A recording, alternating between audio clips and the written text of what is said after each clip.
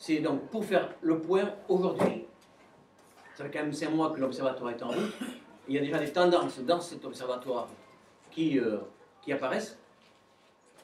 Et donc on voit très bien où on veut nous amener. Donc cet observatoire, il est bien sûr destiné à ramener à la table de négociation les élus et les associations. Et que nous, on a posé le terme, on ira. C'est une bataille où on ne s'en dégonfle pas. Mais il est hors de question que pour nous, on ne puisse pas continuer en même temps la mobilisation. Donc, on est dans ces observatoires, aujourd'hui, on se heurte, on va appeler ça le paragraphe des secrets commerciaux. Secrets commerciaux pour SNCF, secrets commerciaux pour le privé, secrets commerciaux pour l'Oreilles. Voilà. Et donc, ça permet, qu'on est aujourd'hui encore dans l'incapacité d'observer les tendances dans le corridor atlantique. Et ça permet à RFF de produire des brochures où, avec des chiffres qu'elle seule a. Donc ça permet dans des distorsions terribles entre l'Adréal et RFF. RFF produit une brochure où elle constate une augmentation de 40% du fret de 1998 à 2008 et l'Adréal une baisse de 29% pour exactement la même période en fret ferroviaire. Donc ça permet tout ça. Donc ça c'est... Alors ensuite, et vous allez voir après que la volonté affichée et de la CCI et de RFF, c'est pas d'observer la réalité ici, mais observer une éventuelle réalité loin de chez nous, dans le corridor méditerranéen, qui serait le seul endroit où on pourrait peut-être dessiner une augmentation qu'on pourrait calquer sur le corridor atlantique. Voilà. Ensuite, il y a eu une autre réunion le 22. Combien de réunions depuis le lancement? 22. 4 réunions de l'observatoire, mais il y a eu 2 de mise en place. Hein. Ouais. 4 réunions et une réunion où RFF en préfecture a présenté ses travaux sur les voies existantes. C'est un groupe de travail de RFF, mais qui bien sûr a une importance. Qui est en dehors de l'observatoire. Voilà. Alors on va vous présenter ça après. Mais d'abord, c'est Pancho qui va vous expliquer l'enjeu sur la DUP et sur les dates qui sont envisagées par les uns et par les autres dans cet observatoire. Oui, alors, bon, petit exemple, là vous avez vu quand même que c'est un petit peu léger, quoi, hein, les armes avec lesquelles RFF arrive dans cet observatoire. Et surtout, il y a énormément de confusion. Hein. On entretient la confusion, on n'est pas clair, on ne sait pas trop où on va. Il va y avoir des chiffres à profusion qui vont être exploités, donc c'est le flou complet. Alors, on a essayé, nous, justement, de sérier les problèmes, et on a fait des déclarations, on a commencé par faire des déclarations préalables. Alors, je vais vous lire la première qui est très courte, hein, la deuxième, je ne vais pas vous la lire parce que ça va toujours dans le même sens. Hein. Voilà, dès la première séance de travail, donc, voilà ce qu'on a déclaré, sachant qu'à ce jour, aucun critère objectif ne permet d'affirmer de façon péremptoire que les lignes actuelles seront saturées. Ça, c'est la réalité. Étant donné qu'à cet effet, à la demande de la ministre de l'Écologie, a été mis en place un observatoire dont les objectifs sont suivre l'évolution des trafics de part et d'autre de la frontière franco-espagnole et alimenter les réflexions sur les prévisions de ces trafics. Hein, voilà, c'est l'objectif de l'observatoire. Donc, afin que ce dispositif ne se transforme pas en une coquille vide, c'est ce qu'on a ressenti d'entrée, hein, nous demandons premièrement un moratoire sur les études en cours, et ensuite le non-lancement de l'enquête d'utilité publique tant que ce dispositif n'aura pas publié ses conclusions, qui sont des éléments déterminants et indispensables à la qualification d'utilité publique du projet GPSO. Hein, vous allez l'avoir, on va vous donner ces déclarations préalables. En effet, la pertinence et donc l'utilité du projet ne pourra être établie qu'à l'issue des travaux réalisés et à la lecture des conclusions de cet observatoire qui doivent être versées à l'enquête. D'entrée de jeu, on a dit, nous, cet observatoire, à quoi il va servir, quel sera son rôle, quelle sera son autorité, hein, et est-ce que ces conclusions doivent être versées à l'enquête d'utilité publique, parce que tout ça, c'était du non-dit de la part des autorités. Alors, donc, là-dessus, bien entendu, on a demandé à ce que cette remarque soit transmise au ministre et qu'on ait une réponse. On n'a toujours pas de réponse. Hein. On a réclamé, donc à la deuxième séance, on a refait une nouvelle déclaration préalable. On a eu des réactions que l'on a commentées. Alors, entre-temps, on a bien senti, de la part des protagonistes, c'est-à-dire des participants dans cet observatoire, qu'il y avait vraiment que ce dispositif dérangé. Hein. Alors, je ne sais pas si vous l'avez lu, mais on a publié un article que l'on intitulait « Un observatoire qui dérange ». Je vais vous lire les réactions des uns et des autres, les réactions principales sur lesquelles nous on se base. Hein. Vous allez l'avoir également, hein, ce document. Alors, pour RFF, voilà leur conclusion. Nous avons la volonté d'utiliser un dossier d'enquête publique dans lequel figureront des projections. Donc, on mettra bien des projections de trafic, celles du CGEDD aux horizons 2020, 2035, 2050 et voire à plus long terme. Quand est-ce que le chantier démarrera? C'est un peu ça la question de l'anticipation. Nous, sur GPSO, les engagements qui ont été pris, c'est a priori un démarrage des travaux avant la fin de l'année 2017. Ça veut dire que d'ici 2017, on a le temps de voir comment ça va évoluer, tant du côté méditerranéen que sur cet axe. Position RFF. Assise, 2017, on démarre les travaux. Ça a été expliqué lors de ce sont les propos de RFF à l'intérieur de l'observatoire. D'accord, hein, en italique, ce sont les propos qui sont rapportés. Mot pour mot. Position de la région. Anticiper. Ce qui importe, c'est anticiper. Si on ne fait que prendre des chiffres à un moment donné et qu'on ne fait aucune estimation, aucune projection sur ce qui sera dans 1, 2 ou 10 ans, à ce moment-là, il n'y a aucune anticipation possible. La saturation arrivera ou n'arrivera pas, on sera incapable de la prévoir et donc d'avoir des infrastructures nécessaires pour absorber l'augmentation du trafic.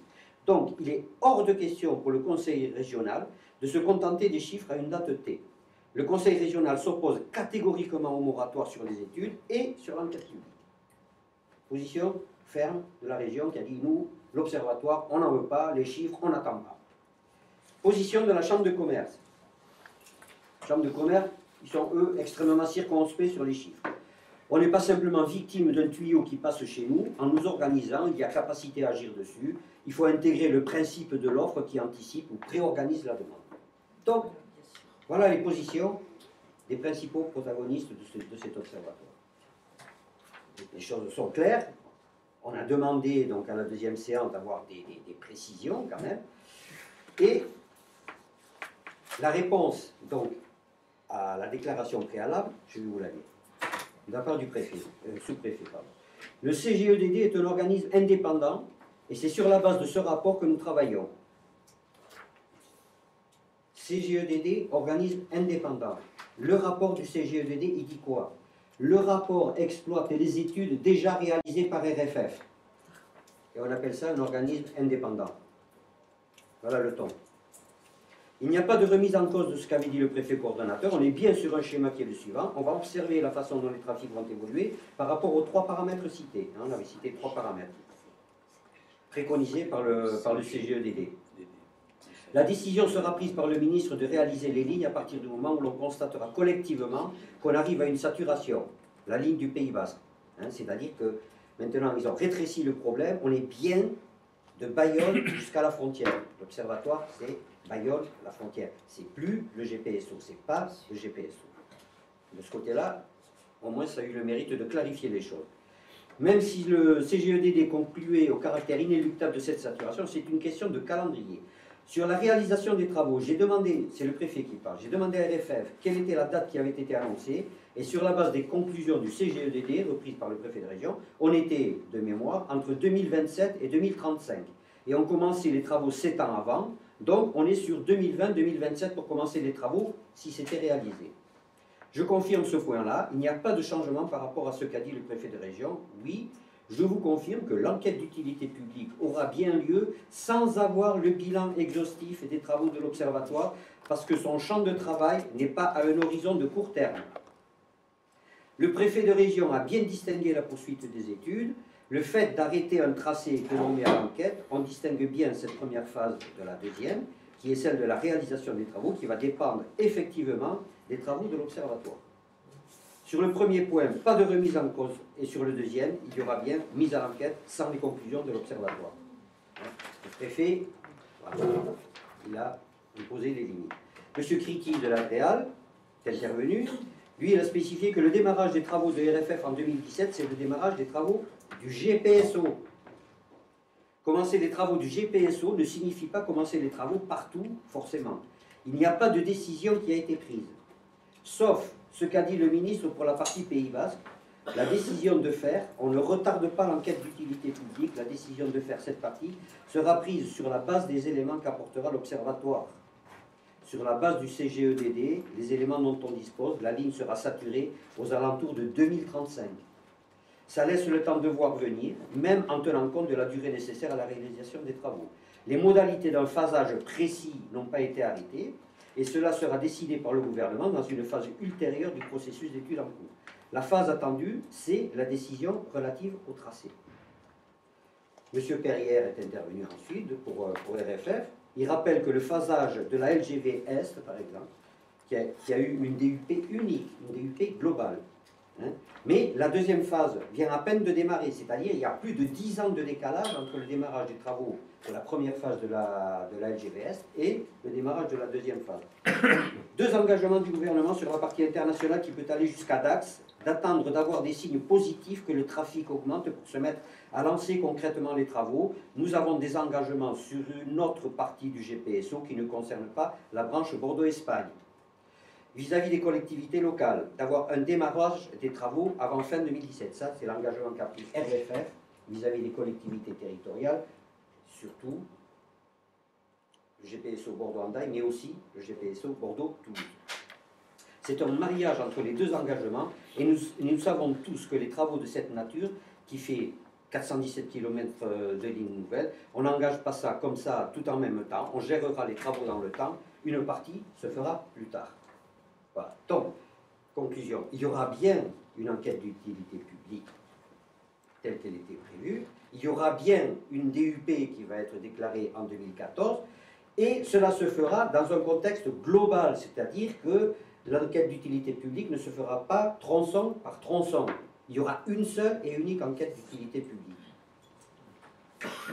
Autrement dit, si il y avait déclaration d'utilité publique, il faut savoir qu'à ce moment-là, il y a possibilité pour RFF, il n'y aura pas possibilité, il y aura certainement acte de la part de RFF pour acquérir le foncier ou geler le foncier, sans savoir si cette ligne est vraiment indispensable et sans savoir non plus quand elle démarrera, puisque c'est l'Observatoire qui est censé donner le coup d'envoi des travaux.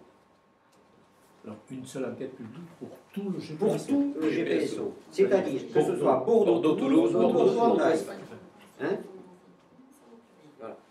Donc voilà, vous imaginez qu'on va s'opposer à cette DUP, parce que pour nous, elle ne peut pas prendre en compte, il faut qu'elle prenne en compte la réalité et les nouvelles études. Donc on aura une opposition, une raison de s'opposer à cette DUP. Voilà. Ce qui est grave aussi, c'est le gel des... Oui, parce que ça veut dire ça, gel si c'est des la DUP, fonciers. ils peuvent acheter du terrain, ils peuvent déboiser, ils peuvent faire leurs soi-disant études archéologiques qui consistent à déboiser, à déboiser le tracé. Une seule enquête en 2013. Oui.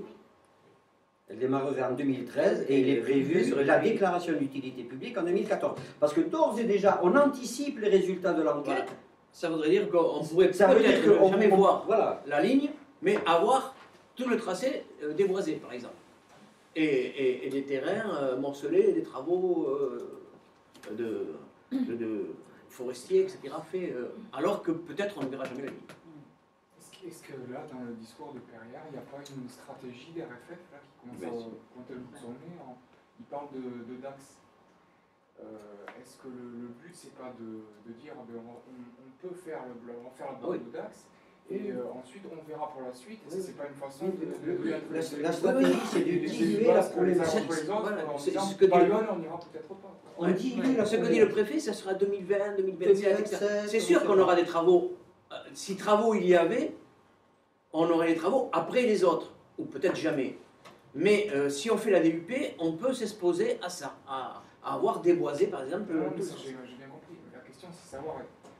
Ah oui, il y a une possibilité pour eux. Est-ce que la stratégie c'est pas dire pour l'instant on fait la première partie jusqu'à Dax Et on verra pour la suite. Alors Oui, qu'au début, vous avez mais toujours, ah oui. tout le monde a toujours parlé d'un Bordeaux-Bayonne et après d'un Bayonne. La clé c'est la DUP. La DUP, c'est la porte ouverte à n'importe quelle stratégie qui peut autorise être mise en place. On autorise tout. Voilà. Or, cette DUP, elle va être mise en place alors que l'Observatoire n'aura pas observé. Le scandale, il est là. On met en place un observatoire pour observer, pour dire est-ce que cette ligne va être nécessaire ou non. Mais, dans le même temps, on continue l'enquête d'utilité publique, même la déclaration d'utilité publique. Voilà. Hein? Parce qu'en fait, c'est jusqu'à Dax, c'est la ligne nouvelle. Et à partir de Dax, c'est la ligne mixte. Donc, le fret. en fait, si on met en cause Bayonne, il y a des grandes chances qu'on mette en cause la ligne Dax frontière. Ouais, voilà. Donc, pour eux, c'est ça l'enjeu. Il faut savoir que dans la construction du GPSO, le tronçon Dax-la frontière est à l'extérieur un petit peu du GPSO, puisqu'il fait partie du GEIE Dax-Victoria. D'accord? Donc il y a une gestion particulière. Sauf au niveau de la TUP. Alors là, on ne fait pas le distinguo entre le GEIE et le GPSO. Il n'y a qu'un GPSO. Le 22 point. février, oui. Donc maintenant, on va montrer une autre chose. Vous allez voir que dans cet observatoire, le désir de mettre des mouchoirs sur ce qui gêne et de n'observer que ce qui arrange. On compte la première page que vous avez devant vous. Dans le 22 février, ils ont présenté les travaux. On retiendra les travaux suivants. Signalisation et modernisation du matériel sur l'axe Bayonne-Dax, avec en particulier la mise en place. Avec en particulier la mise en place des blocs automatiques lumineux. Cette invention qui date qui est dans les premières installations date de 1946. Vous voyez, c'est une signalisation. Donc jusqu'à présent, les trains ici se suivaient à 11 km de distance, maintenant ils peuvent se suivre à 2 km 3. Et ce qui va augmenter les voies, augmenter la capacité des voies. On peut faire passer donc plus de trains. Sur cet axe, km à 2 km, ça s'appelle un cantonnement. Voilà. Ils peuvent se suivre à 2 km 3 au lieu de 11 km. Mais ils ont aussi fait des évitements sur Morsens. Donc ces aménagements, qui sont des aménagements mineurs, étaient déjà envisagés. Évitement à Morsens aussi. Ils ont modifié aussi à Mousserolles. À Mousserolles, quand on va vers le sud, en arrivant à Glin, en fait, il y avait deux branches. Il y a une branche qui va vers Andaille, une branche qui va vers la gauche, qui elle-même se partage vers Garassi et vers Pau. Donc désormais, il y aura une branche vers Pau et une autre branche vers Garassi, ce qui va fluidifier la sortie de Mousserolles. Et enfin, cette modification de stationnement en gare de Bayonne, qui vaut son pesant de cacahuètes, c'est une proposition de la CITEC. De la CITEC, du bureau d'études payé par les élus. Du premier. C'est-à-dire, très rapidement, les trains qui rebroussent chemin en gare d'Andaille, par exemple le train de Garassi, il va en gare de Bayonne. Il va à Bayonne et il repart. Si on les faisait stationner sur les bords, ce qui vient que quand ils repartaient, ils cisaillaient toutes les lignes pour reprendre la ligne centrale. Et en faisant ça, parfois, ils bloquaient le pont à Dour pendant 12 minutes. La proposition de la CITEC, c'est de faire stationner ces trains qui rebroussent chemin, à savoir le TER Andaille, Bayonne, Pau ou le Garassi, de les faire stationner en voie centrale, de manière à ce que les trains marchandises puissent les éviter par le latéral, et que les TGV puissent latéralement se garer, et puis ils repartent sans rien cisailler. Que n'a pas dit RFF sur cette mesure? C'était impossible. Ils avaient mesuré, et les TGV étaient trop longs. Et donc il fallait détruire le pont d'accès à la citadelle, qui est un monument classé, etc. Mais enfin, s'ils étaient nuls, la CITEC, ils étaient tellement nuls qu'ils viennent de l'adopter. Donc cette mesure est adoptée par RFF. On leur a signalé qu'ils avaient tiré à boulet rouge sur la CITEC et qu'ils l'ont adopté. Ils n'ont rien dit. On passe. Donc voilà les quatre. On a pris acte de ces travaux, tout en signalant que d'autres sont possibles. La mise à 3 voies de la traversée à Dour, projet RFF écarté, mais possible. Aménagement de la zone de Glin, un peu mieux, avec en particulier, on aurait voulu un shunt pour que les trains d'Andaille puissent ne pas prendre le pont, avec ceux qui vont à Dax, par exemple, à Pau. Et protection importante pour les riverains, d'autres travaux sont possibles.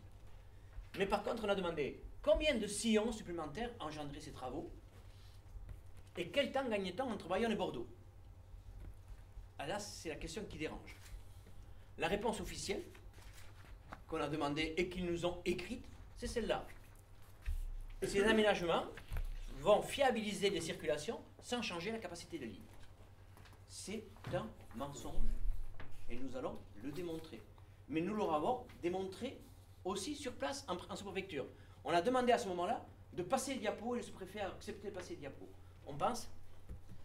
Donc on leur a dit, au point de vue gain de temps, on vous rappelle que ça, c'est un document RFF, voie existante améliorée, gain de temps 17 minutes entre Bayonne et Pau, on passe, là je vais vite parce que je voulais passer plusieurs fois celle-là, et entre Bayonne et Bordeaux, et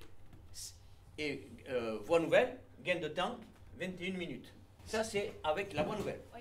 La voie nouvelle, et encore la voie nouvelle avec la gare à Bayonne, avec une nouvelle gare, parce qu'en plus maintenant ils sortent pour aller à la gare de Bayonne. Donc voilà. Donc il existe un document qui nous dit aménagement des voies existantes, gain 17 minutes, aménagement de la voie nouvelle, gain 21 minutes. Victor, là ce que vous présentez, c'est après les travaux qui ont été... Non, ça c'est un document qui existe au moment du débat public, qui montre qu'en améliorant la voie existante, on peut gagner 17 minutes. Eux, ils ne veulent pas dire combien on gagne. Eux, ils ne veulent pas dire combien on gagne. Maintenant, la seconde question, c'était est-ce que ça améliore, est-ce que ça augmente les capacités des voies, est-ce qu'on peut faire circuler davantage de trains? Et là, vous allez voir, donc la réponse était, ça n'entraîne rien. Diapo suivante, on leur a passé ce document. C'est un document tombé du camion qu'on n'aurait pas dû avoir. C'est un document de RFF fourni à la médiatrice qui examine le descriptif des projets entre Bayonne et Dax, les évitements en Morsens, l'assignation des blocs automatiques lumineux, l'installation provisoire des contresens, etc. Donc, tous ces travaux qu'ils ont menés. Et seconde page, hop, et seconde page, il y a écrit ce que, soi-disant, ils n'avaient pas, les apports capacitaires. Avec le bloc automatique lumineux, par sens, etc. Au total, la portion d'Axe, Bayonne, où la capacité officielle était de 160 trains par jour, les deux sens confondus, elle est passée à 118 trains. Attends, c'est des trains, hein, parce que les sillons, c'est plus encore. Hein, 118 trains par sens, c'est-à-dire 236. En fait, si on prend un sillon, 236 trains, c'est 264 sillons. C'est-à-dire la même capacité que Hendaye-Bayonne. Voilà. Donc, ils l'ont dit, ils l'ont écrit, ils savent combien de trains supplémentaires peuvent passer, mais la déclaration officielle, c'est que ça n'améliore rien du tout. Et on leur passe ça. Et vous savez ce qu'ils nous répondent? Rien. Rien. Ils nous répondent le silence. Ça s'est passé devant tous les maires. Voilà. On passe. Et alors après, tant qu'on était, on en a mis une couche. Et on est parti du débat public. Ça, c'est l'expertise indépendante 2006. Le bureau d'études SMA ProTrans a été choisi par le président du débat public. Choisi. C'est lui qui a posé les questions. Et c'est lui qui les a payés, c'est pas nous. Et ils se sont posé cette question-là. Ils ont pris la demande de RFF.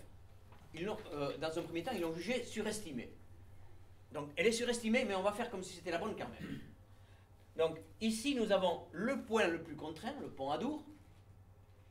Et la demande de RFF surestimée, mais bon, j'arrête de dire surestimée, mais gardez-le au coin de notre tête, disait qu'il ne fallait pas faire passer 138 trains par sens. Ça, c'était à l'époque où la saturation annoncée était en 2013.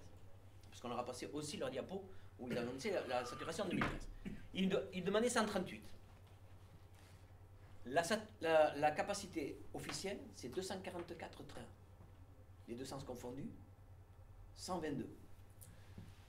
Les Suisses ne prennent que 105 trains par sens. Et ça, c'est les trains par sens. Hein? Quand je dis 244, c'est les deux sens confondus. Ils ne prennent que 105.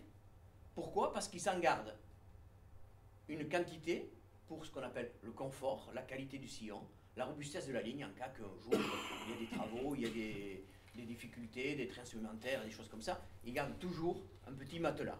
Donc vous voyez qu'ils ne partent pas sur 244, mais sur 2 fois 105, 210. Vous voyez la marge?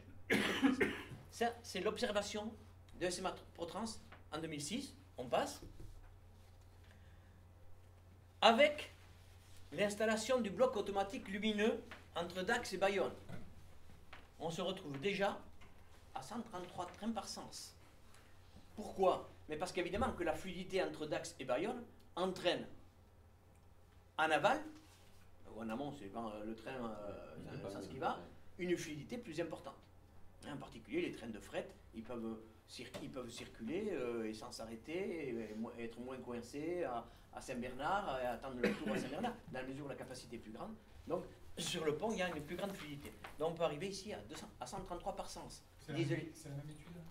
C'est la même étude. C'est toujours SMA ProTrans. On continue, et maintenant, après avoir mis le bloc automatique lumineux, si on ajoute aussi les évitements de Morsiens entre la motte et Dax, on arrive à 149 trains par sens, 189 trains par sens. C'est, dans les deux sens confondus, 298 trains. Et je vous rappelle qu'il y avait la marge. Donc, vous voyez que ici, ces travaux entraînent une augmentation de la capacité conséquente. L'étude CITEC a eu le bon goût de chiffrer combien de sillons la nouvelle disposition en gare de Bayonne entraînait. 24 sillons. Vous le trouverez dans la première étude CITEC. Et l'aménagement de la bifurcation à Mousserolles, 8 sillons. Donc vous voyez qu'avec 298, plus les 24 de la gare de Bayonne, plus les 8, on arrive à 330 sillons. Donc il y a augmentation significative de la capacité du point le plus contraint, même sans avoir construit la troisième voie. Ceci dit, on ne sera jamais à 330, comme on ne sera jamais à 260. Hein, c'est la capacité. Donc aujourd'hui, la capacité a été très nettement augmentée. Et la position officielle de RFF, c'est qu'elle n'a pas augmenté. Voilà. On y va. Voilà. Et puis tant que j'y suis, puisque c'est juste un petit point, ça n'a rien à voir avec la capacité, mais je voulais vous le livrer. Vous savez que Novatrans a des difficultés, et donc nous avons profité d'un des conseils scientifiques pour demander à ceux qui ont mis le maillot là, de le mouiller. Voilà. Hein, que ce ne soit pas dans naphtaline dans un coin.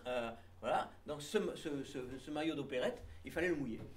Eh bien, la réponse de RFF vaut son pesant de banane. Parce que la réponse de RFF, c'est ces plateformes. Ou bien, elles sont liées à la rupture de charge et au problème d'écartement. Tant qu'en Espagne, l'écartement est différent, sans cette différence d'écartement, ces plateformes n'existeraient pas. Cette phrase-là. Sans différence d'écartement, ces plateformes n'existeraient pas. Ça veut dire, lisez-la comme ça. Quand cet écartement n'existera plus, ces plateformes n'existeront plus. Il n'y aura plus de nouvelles. Voilà le cynisme de RFF. Ce qui explique que d'ailleurs, dans les estimations 2035 et 2050 qu'ils ont fournies à la seconde étude CITEC, entre Bayonne et Hendaye, il n'y a plus qu'un aller-retour de train de fret. Donc, vous voyez, pour les messieurs qui mettent le maillot en disant l'activité économique, la LGV va déployer, la LGV, elle va d'abord liquider l'activité ferroviaire du Pays Basque. Voilà. Ça, c'était donc là-dessus ce qui apparaît clairement de nos réunions et cette façon d'occulter ce qui gêne. Donc ici, on a occulté parfaitement l'augmentation importante des voies. Et maintenant, un autre sujet de débat, le corridor méditerranéen. Parce que c'est dans le corridor méditerranéen qu'ils vont aller chercher du positif, puisqu'il y a une avalanche de négatifs qui leur tombent sur la tronche. Alors, avant de se transposer, c'est le mot qui est employé au sein de l'Observatoire, hein, sur la Méditerranée, quelques précisions sur le Y bas. C'est quand même la clé. Hein. Qu'est-ce qui justifie une nouvelle ligne? C'est la liaison avec le Y basque notamment. Alors, au passage, comme une petite information, il faut savoir que début 2012, il y avait 14,5% des engagements financiers qui étaient réalisés sur le Y basque. Autrement dit, il reste à réaliser 84,5% encore du Y basque. Voilà. Alors, ils ont prévu d'être, pas avec le Y basque, mais d'être au niveau écartement UIC en 2017 à Hendaye par le biais de la voie existante, à partir d'Astigarraga. Ils ont déclassé Astigarraga, qui était initialement une gare internationale grande vitesse. Elle a été déclassée, elle devient maintenant une gare de proximité. Hein. Et Saint-Sébastien est une gare de passage, et on fera la liaison avec l'Europe du Nord par la voie existante à partir d'Astigarraga, Donosti, Irún et la voie existante. Voilà. Donc, on a parlé un petit peu du Y basque, puisque c'est la clé, on essaye systématiquement de revenir dessus, mais de revenir dans la réalité du Y basque. Hein. Monsieur Coutou, qui dirige le GEIE d'Axe Victoria, il cultive l'ambiguïté. Hein. Il a fait croire, par exemple, quand il parle, ils disent que la répartition envisagée par le gouvernement espagnol pour le fret était de 42% sur la ligne nouvelle et 58% sur la ligne existante.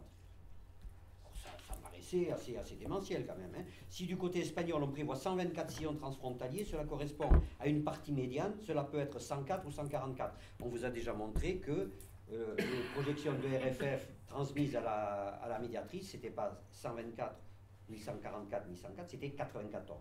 Hein. Donc voilà, on reste dans ces eaux-là. Mais pour la première fois, RFF a admis que le fameux chiffre de 124 à la frontière, c'était une réalité capacitaire et non pas une étude de trafic. Puisque même CITEC, lorsque CITEC a transmis son dernier rapport, il avait émis le doute que les 124 trains, ça soit une étude de trafic et non pas une étude capacitaire. Nous, on a toujours prétendu que c'était une étude capacitaire, puisqu'on a mis en avant un rapport du gouvernement basque qu'on avait sorti en juillet 2009. On avait fait une conférence de presse pour indiquer que le gouvernement basque venait de sortir une étude sur le Y basque dans laquelle il ressortait que 60 trains de marchandises seraient consacrés, c'est-à-dire la capacité résiduelle du Y basque serait consacrée au fret. Hein. Donc, RFF ne prend pas ça d'un très bon œil, hein, pour la bonne raison, c'est que la justification ici, vous savez que c'est le fret, et de l'autre côté, la justification du Y basque, c'est les voyageurs. Hein. Alors donc, il faut entretenir un petit peu la confusion. Monsieur Coutou dit également, le gouvernement basque a tiré des conclusions un peu hâtives en disant que la ligne nouvelle ne servirait qu'aux voyageurs et la ligne existante qu'aux marchandises. Ils n'ont jamais dit ça. Ils n'ont jamais dit ça. Ce sont des propos tenus par monsieur Coutou dans l'Observatoire. L'horizon long terme dans l'esprit de l'État espagnol, c'est précisément quand il y aura continuité de lignes nouvelles avec la France, et donc ça va dépendre de ce que la France décidera en termes de réalisation de lignes nouvelles entre Bayonne et la frontière espagnole. Tant qu'il n'y aura pas de lignes nouvelles, il sera difficile d'arriver à un niveau de trafic tel qu'ils sont envisagés. On dit le serpent qui se mord la queue. Hein, voilà. Donc là aussi, c'est le flou complet. Qui c'est qui va décider le premier? Est-ce que c'est la poule? Est-ce que c'est l'œuf? On ne sait pas. Hein. C'est vraiment la confusion et on entretient cette confusion. Oui. Irún sera demain une gare terminus. C'est toujours M. Coutou, le directeur du GIE, qui parle.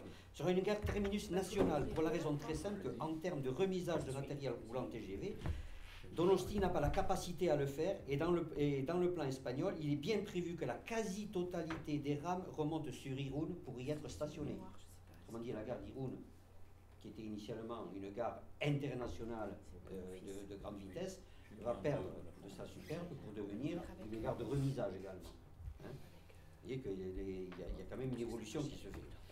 Il est intéressant de regarder ce qui se passe côté Méditerranée. Alors là, on arrive petit à petit. Pour la bonne raison, c'est qu'on sait très bien, on sent, hein, nous, on va aligner des chiffres, on sent que la capacité et le nombre de trains nécessaires pour le transfert des marchandises sur la côte atlantique ne remplira jamais les voies ici. Hein. Donc, qu'est-ce qu'on va faire? Il va être intéressant de regarder ce qui se passe du côté Méditerranée. Une transposition ne sera pas facile, mais cette observation est un élément qui éclairera sur ce qui pourrait se produire demain sur la façade atlantique. Cela donnera des indications sur ce que le conseil scientifique devra suivre avec 2 ou 3 années de décalage. Autrement dit, on va regarder ce qui se passe en Méditerranée et il va se passer la même chose de côté atlantique. Voilà, hein, on est parti sur cette démarche-là au niveau de l'observatoire. Alors on est allé voir quand même ce qui se passe en Méditerranée. Hein, on est allé voir. Vous savez que Actuellement, il y a deux grands projets européens du RTET qui concernent donc l'Espagne et la France, qui sont le projet numéro 4 et le projet numéro 6. Hein. Alors il faut savoir que lorsque j'ai dit à M. Coutou que l'Espagne avait déposé un projet au sein de l'Europe pour la création de nouveaux corridors de marchandises et de voyageurs, dont le corridor méditerranéen et un corridor central, puis des corridors transversaux, M. Coutou s'est élevé contre ça et il a dit c'est pas vrai, il y a une règle qui a été votée en Europe et l'Europe a voté le RTET, c'est-à-dire la loi 913 de 2010 que vous allez trouver, dont vous allez trouver les extraits sur le document. Autrement dit, il y a un règlement européen qui s'applique, nous dit M. Coutou. Une demande de l'Espagne de révision qui intégrerait à long terme une nouvelle traversée des Pyrénées, s'interroge-t-il. L'Europe a mis en œuvre un règlement applicable immédiatement. Il n'y a pas dans ces corridors un rattachement ni à une nouvelle traversée des Pyrénées, ni au corridor méditerranéen. Ça, c'est très important. Hein? Donc, vous avez repris ensuite les extraits de la règle du règlement numéro 913 de l'Europe, hein, où l'Europe dit clairement, en accord avec les projets prioritaires RTET, les itinéraires 4 et 6, donc ceux qui concernent l'Espagne et la France, devraient dans le futur être complétés par le projet numéro 16, qui lui existe bien, sur l'axe ferroviaire de fret Sines, Algeciras, Madrid, Paris, qui inclut la traversée centrale des Pyrénées à travers un tunnel à basse altitude. Bon, c'est vrai que l'option du tunnel à basse altitude, l'Europe l'a abandonnée pour le moment, mais pas... l'a écarté pour le moment, mais pas complètement abandonné, puisqu'il repousse ça aux calendes grecques. On peut dire ça peut équivaloir à un abandon, bon, ça, chacun appréciera. On est donc allé voir ce qui se passait en Méditerranée, puisque ça a soulevé le courroux de M. Coutou de voir que, en fait, l'essentiel de l'activité transport en Espagne était surtout axé sur la Méditerranée. Plusieurs études, les nombreuses organisations professionnelles font le même constat. Les nouvelles réalités du commerce extérieur mondial qui se développent au détriment de l'axe atlantique, et au bénéfice de l'axe Pacifique ont remis la Méditerranée sur la scène mondiale grâce aux économies sur les coûts et l'environnement effectué dans le commerce entre l'Asie et l'Europe. En ce sens, les ports espagnols, et particulièrement ceux de la Méditerranée, disposent d'une opportunité de premier ordre pour étendre leur hinterland vers l'Europe et doivent pour cela disposer d'infrastructures terrestres pour leur développement. Dans ce contexte, des infrastructures ferroviaires sont indispensables, tant pour des raisons économiques qu'environnementales. Hein, voilà. Alors, donc on est allé voir ce fameux corridor méditerranéen, qu'est-ce qu'il représente? D'abord, il faut savoir que il y a une compétition qui s'est engagée sur la Méditerranée, sur la façade méditerranéenne, entre les divers ports de la Méditerranée. On pouvait croire jusqu'à maintenant que Barcelone était le port le plus important de l'Espagne. Or, ce n'est pas du tout Barcelone, c'est Algeciras. Hein, c'est Algeciras qui concentre l'essentiel de l'activité portuaire de l'Espagne. Et à partir d'Algeciras, il y a, soit par cabotage, soit par feeder, etc., toute la redistribution qui se fait, et donc on voudrait avoir un lien également terrestre d'Algeciras vers le nord de l'Europe sur le tronçon méditerranéen. Hein, voilà pourquoi l'Espagne a déposé cette demande de corridor méditerranéen et de corridor central. Donc, compétition entre les deux corridors. La baie d'Algeciras abrite le premier port d'Espagne, le premier polygone d'Andalousie et le deuxième d'Espagne, après celui de Tarragone. 116 000 navires circulent par le détroit de Gibraltar, un toutes les 4 minutes. Trafic qui continuera de croître dans les années à venir en nombre et en taille de navires, grâce à l'élargissement du canal de Panama. Ce qui se cache derrière le corridor méditerranéen, c'est l'intérêt pour Barcelone et Valence de minimiser l'offre d'Algeciras en tant qu'accès logistique vers l'Europe, des trafics avec l'Amérique, l'Asie et l'Afrique. L'entrée naturelle est Algeciras et Barcelone et Valence essayent par tous les moyens de dévier ce tracé naturel en utilisant le corridor méditerranéen comme argument commercial. Les ports du Levant andalou se trompent en succombant à cette stratégie qui les conduira à la diminution de leur propre trafic. Connectés par le fer à haute prestation pour le fret avec Valence et Barcelone, les lignes ne toucheraient pas les ports d'Almeria ou Malaga qui devraient se connecter avec Madrid par le corridor central. l'article ajoute que le corridor central, rejoignant la frontière par la façade méditerranéenne, et à terme, à travers les Pyrénées centrales, vertébrerait 83% du PIB de toute l'Espagne. Autrement dit, entre le corridor central qui partirait d'Algeciras, Madrid, Saragosse et Barcelone, enfin Tarragone et Perpignan, et le corridor méditerranéen, donc qui part aussi d'Algeciras, remonte sur Valence, Tarragone, etc. L'ensemble des deux corridors, leur hinterland, c'est 83% du PIB espagnol. Autrement dit, qu'est-ce qui reste pour la façade atlantique? C'est proportionnel au trafic maritime que vous avez en bas. Hein. Les deux ports basques, Bilbao et Pasaia, respectivement, 8,6% du trafic maritime espagnol. Le reste des ports de l'Atlantique, c'est-à-dire la Cantabrie, les Asturies, la Galice, représente 13%, et 78% du trafic maritime se fait sur la façade méditerranéenne. Voilà la réalité. Donc, on nous dit, on va regarder ce qui se passe du côté méditerranéen, et l'on transposera sur l'Atlantique pour savoir, pour prévoir ce qui va se passer sur l'Atlantique. Vous voyez que c'est sans commune mesure, d'abord au niveau des investissements, au niveau des trafics et surtout au niveau de la stratégie à venir, des années à venir. Hein. C'est la Méditerranée qui va prendre vraiment beaucoup d'ampleur, hein, au détriment, bien entendu, des ports atlantiques. Alors, voilà. Le résumé de la situation, c'est la suivante, c'est qu'ils veulent dire, voilà, on a mis un troisième rail entre Figueres et Perpignan, et il va y avoir une explosion de trafic à Perpignan. Donc, quand on aura mis le troisième rail entre Astigarraga et Irún, il y aura une explosion. C'est ignorer des choix stratégiques importants espagnols qui vont basculer sur Perpignan beaucoup plus que chez nous. Et c'est ignorer que chez nous, la part maritime directe vers l'Europe du Nord est bien plus importante que par la façade méditerranéenne. Puisque si on va à Rotterdam à partir de Barcelone, il faut faire le tour de la péninsule pour aller, tandis que nous, on y va tout droit.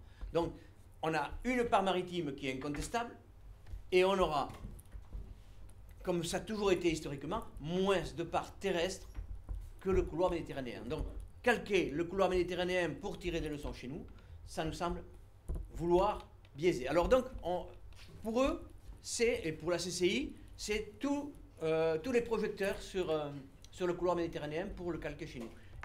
Et au détriment de tout ce qu'on vous a présenté, et au détriment de celui qu'on va vous présenter, et après on aura fini, parce que je sais que c'est un peu indigeste, le dernier dont personne ne parle, et qui est l'élément principal développé par le Conseil général de l'environnement et du développement durable, c'est la croissance. Allez-y, monsieur Victor. Au niveau de l'observatoire, il y a un point qui est assez intéressant à noter, c'est que, comme le rappelait Pancho Tellier tout à l'heure, les documents de base sont les rapports du CGEDD. Je fais un rapide rappel sur ces rapports du CGEDD, en particulier sur le fait que dans le premier rapport, celui qui a été mentionné dans la toute première réunion de l'observatoire, il était indiqué que les trafics qui étaient envisagés sur ce corridor atlantique dépendaient fondamentalement du PIB. Ce qui était indiqué dans le premier rapport, c'est que le raccordement en Espagne des grands chantiers de transbordement au réseau modernisé à l'écartement UIC et la restructuration des chaînes logistiques étaient importantes, mais surtout, ce qui était fondamental, c'est la croissance économique de la partie occidentale de la péninsule ibérique à un rythme soutenu. C'est écrit en toutes lettres. Dans ce même rapport, en ayant mentionné que le contexte socio-économique des projets LGV avait changé, on montrait que le taux de croissance étant le plus important était celui qui conditionnait fondamentalement la demande de transport. Alors, il va s'afficher, j'espère.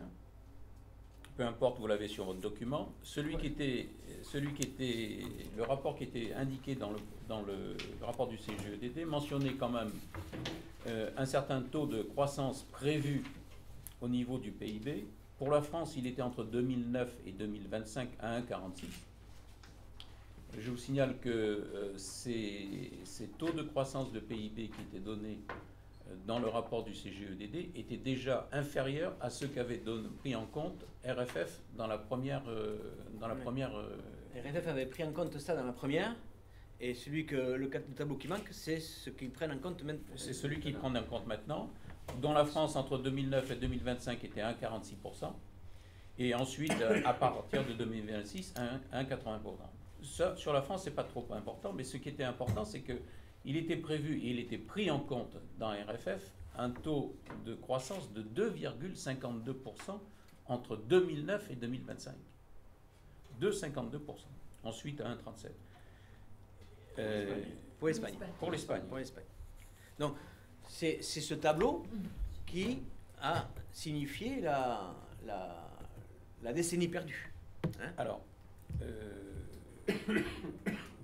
on montrait que à la lumière des études réalisées, la concrétisation des scénarios nécessitait ce taux d'augmentation du PIB, mais dans le rapport du CGEDD, compte tenu du fait que déjà ces évolutions du PIB étaient en retrait par rapport aux premières études de RFF, le rapport mentionnait qu'il y avait une décennie perdue par rapport aux prévisions de RFF.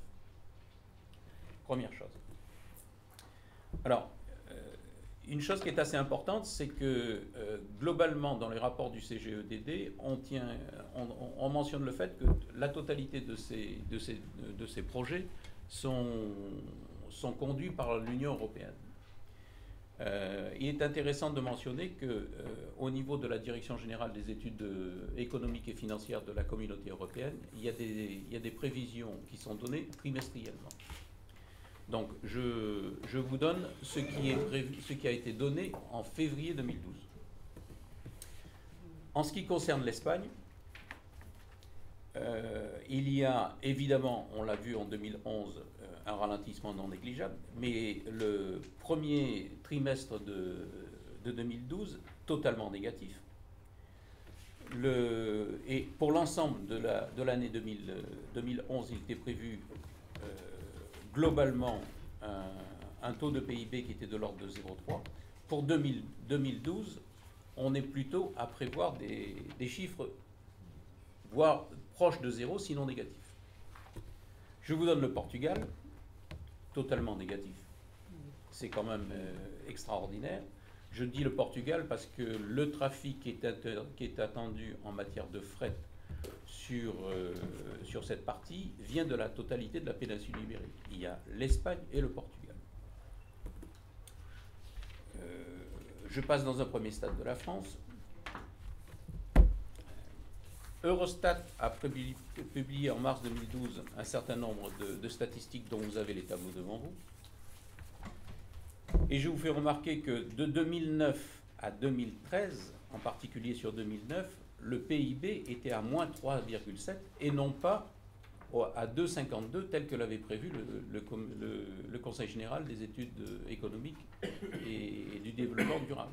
Donc déjà, dans les prévisions qui étaient prises en compte dans le CGEDD, on partait en 2009 sur un taux de PIB qui était faux, qui n'était pas à 2,52 mais à moins 3,7.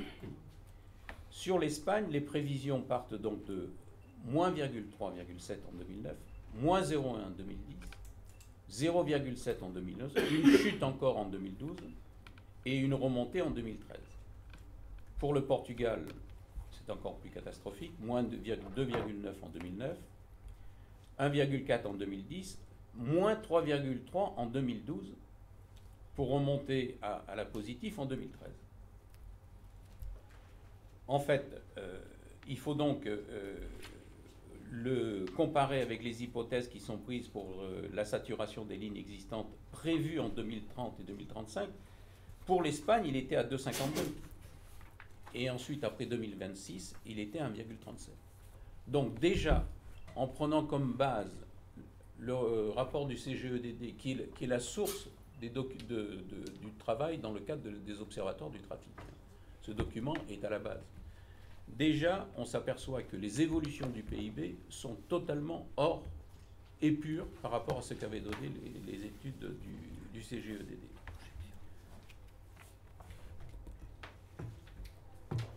Donc, la justification du trafic originaire de la péninsule est en train de s'estomper. Alors, c'était une grande justification de la création de GPSO.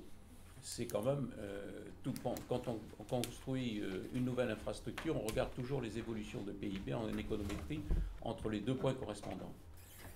PIB de la péninsule ibérique en chute, prévision de stabilisation après 2015, ce qui fait qu'il y avait déjà une décennie perdue dans les toutes premières estimations de RFF.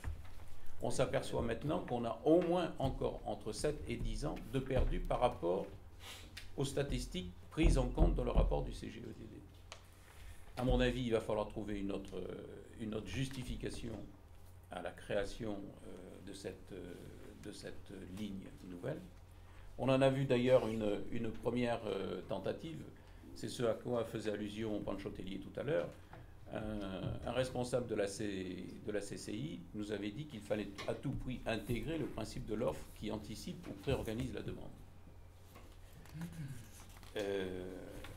Avec un budget qui est mentionné à 11,1 milliards d'euros en 2011 hors TVA, je ne sais pas quel est le responsable qui va créer une infrastructure pour ce prix en créant une offre qui préorganise la demande. Est-ce que vraiment on peut envisager d'investir entre 11,1 milliards et le prix que j'ai pris est celui qui est mentionné dans le rapport du CGEDD? Les estimations actuelles sont... GPSO, ça. C'est le GPSO, c'est-à-dire Bordeaux-Toulouse et Bordeaux-Espagne.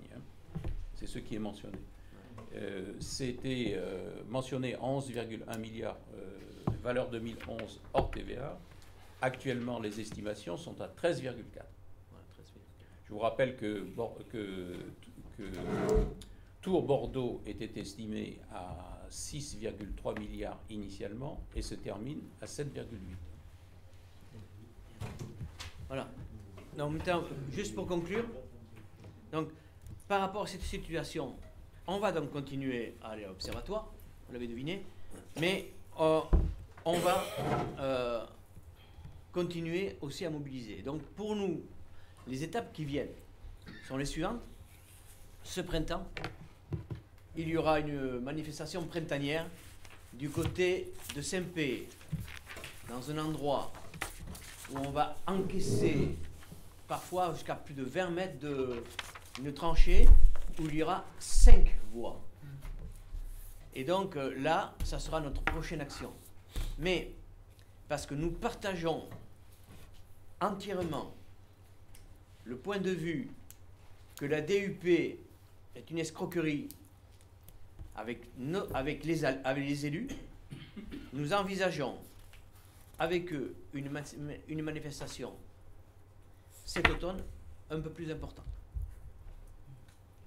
Et donc le front des associations et des élus va se maintenir, car plus que jamais les indicateurs nous indiquent que l'horizon de saturation s'éloigne, voire même l'horizon de saturation existera-t-il un jour. Voilà, et on s'excuse d'avoir été un peu long. Vous comprenez toujours que pour nous, quand il s'agit de dire RFF ment, si on vous dit ça et qu'on ne vous le prouve pas, comme on est des pimpins comme vous et nous, pour nous croire, il nous faut les documents de RFF. Et donc c'est toujours un peu plus fourni.